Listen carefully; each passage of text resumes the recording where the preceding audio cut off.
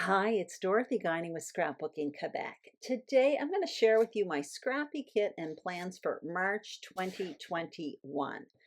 Half the material I select today is going to come from my latest haul. That's what you see on the screen right now. And I did put a link to a video where I showed this material in more detail in the description box below in case you're interested.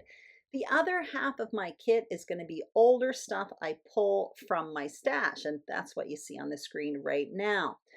At the end of this video, I'm going to talk about what I do with my collections once they've been used and picked through.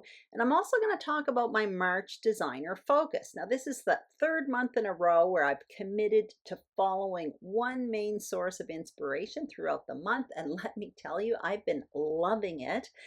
Anyway, first I want to talk about my kit, and we're going to have a quick look at the material I'll be using in March. And at the very end of this video, I will put still shots of each one of the 8 mini kits.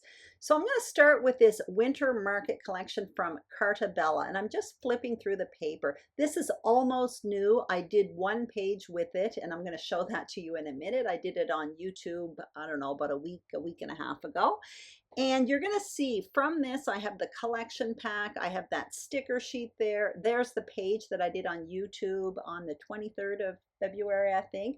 I have the solids from this collection. I just selected one piece of white cardstock and vellum. I thought that would work. And I did dig into my stash and I found some other papers from CARTA from a few different collections. And I've thrown that in my kit as well. Now, none of those are winter themed, but it can bring me in a different direction with this winter themed kit.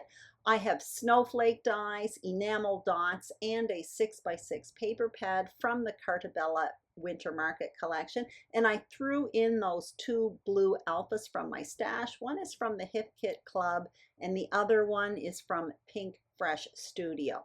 So I'm tucking my paper in that box and I'm putting my embellishments in my embellishment box. And now I'm showing you mini kit number 2.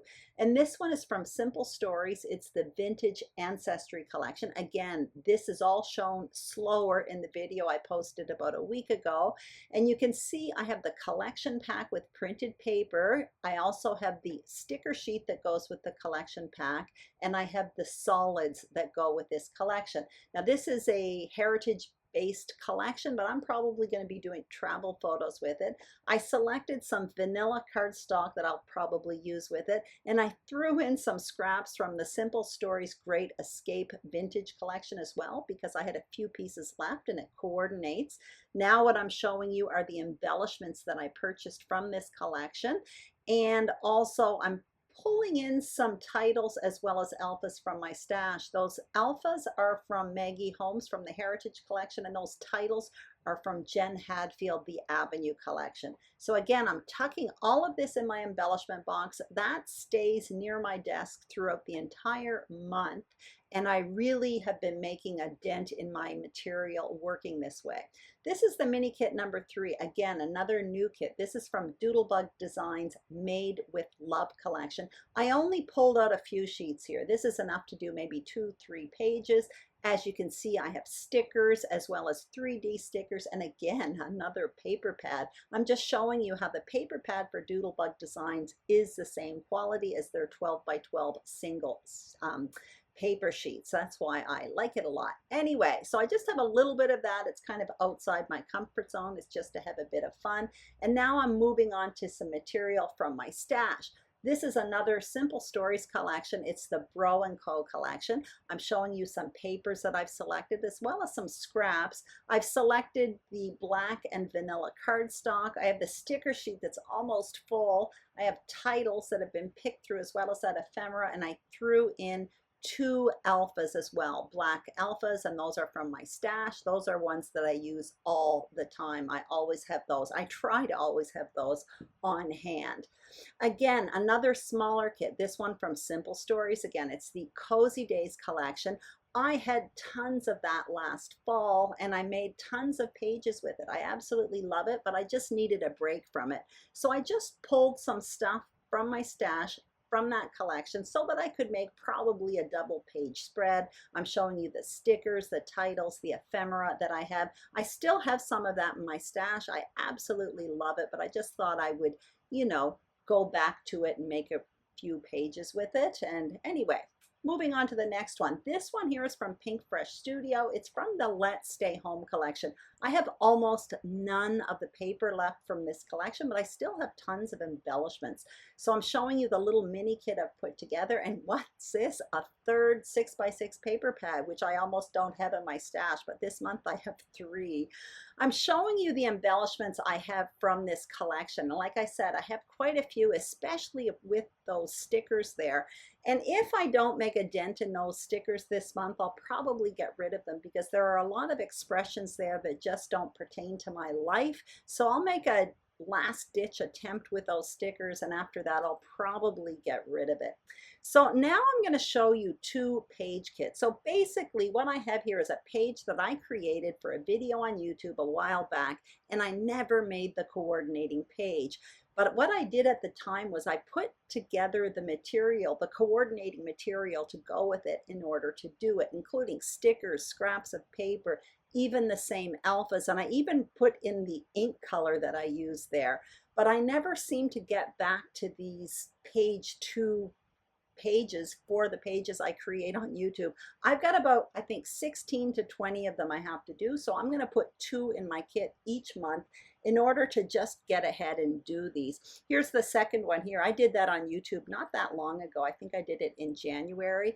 This is using the Storyteller collection from Vicki Boutin. Again, I just have some leftovers. Actually, I have full sheets of paper, but I'm showing you the leftover ephemera pieces as well as the alphas. So I do plan to make the coordinating page for it.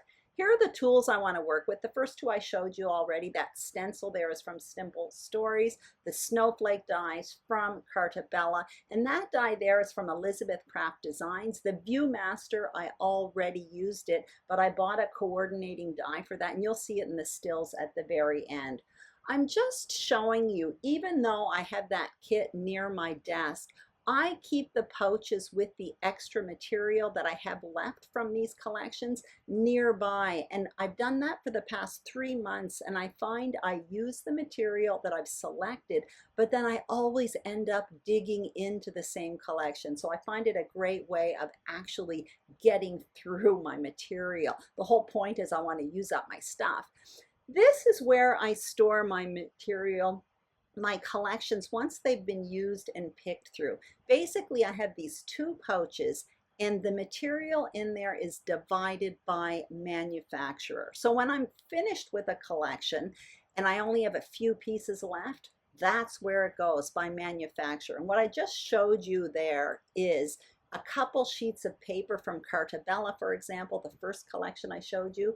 That is where I went to add those extra sheets from CARTA, and I find it just works for me.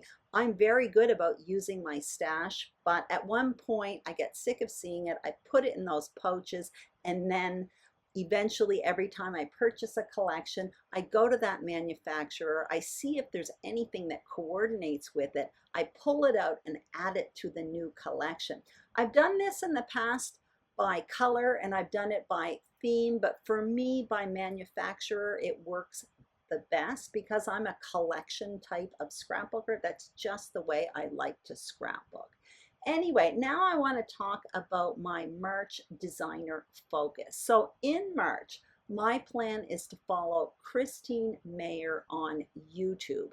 I scrap lifted her in December from one of her videos. It was like a quilted Christmas tree made from triangles, and the video was excellent. She's got like over 400 videos on her channel, and I really want to explore her channel, and I'm very excited about it.